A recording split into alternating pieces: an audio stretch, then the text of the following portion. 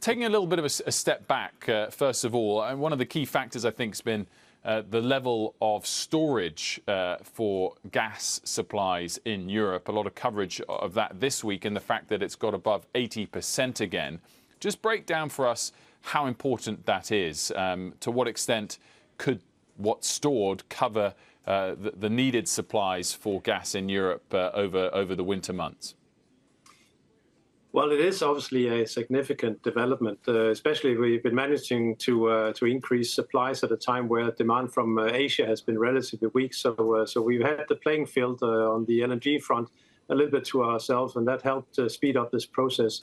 But one thing is inventories, another thing is flow, and we need to continue flow throughout the winter of gas coming into the region in order to ensure that we can maintain production and maintain heating in our homes. So while it's a good development, it's still it's not enough. We clearly need supplies coming in because demand from domestic consumers really skyrockets over the winter, obviously depending on the weather situation. So it's a good development, but it's not enough. We're still reliant on flows coming in, and you could risk, obviously, as we move into the autumn months, that the competition for LNG from Asia will start to increase, and that will obviously keep the prices to quite elevated, and also require that we still get gas in from Russia.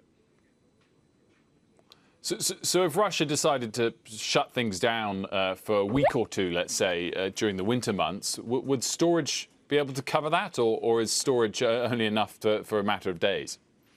A short period of time it would be able to cover, but it will not be able to cover to the end of the winter. So again, if we run into a brief period, it will obviously create a lot of panic in the market, but it should cover the gas demands. But generally, it is obviously still a very precarious situation. We are hoping for that 20% capacity to return, and with that, obviously, also somewhat weakness and more weakness in the price, but probably not much more below that 200 level that we are getting close to now.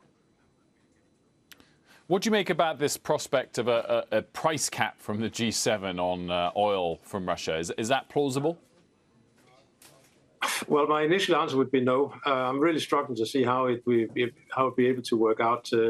We all know that the oil right now is from Russia is primarily flowing towards Asia, to countries who are not going to be take part of this kind of deal. Russian oil is already trading at a considerable discount. If you look at Urals, which primarily tends to go west, it's been trading at a discount anywhere between $40 and $25 below Brent now since the war broke out. So they are already selling at a discount. So I would like to see the details before I can really get my head around whether it's actually something that's feasible. Because at the end of the day, if there's still buyers out there in the world who's willing to pay another price, then it will go in that direction. And then that oil may end up in a European gas tank eventually by other ways of transportation. So we'll see. I'm a bit skeptical.